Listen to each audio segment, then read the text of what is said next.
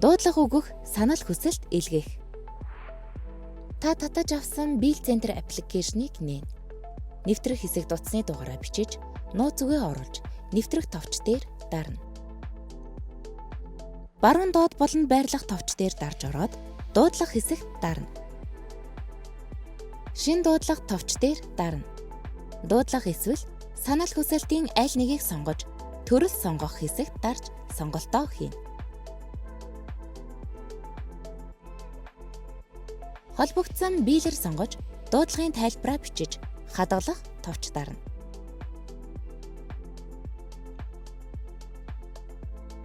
Дуудлага амжилттай хадгалагдаж, илгээсэн төлөвт орно. Дуудлагын дэлгэрэнгүй харж болох ба шин дуудлага хийж цуцалж болно.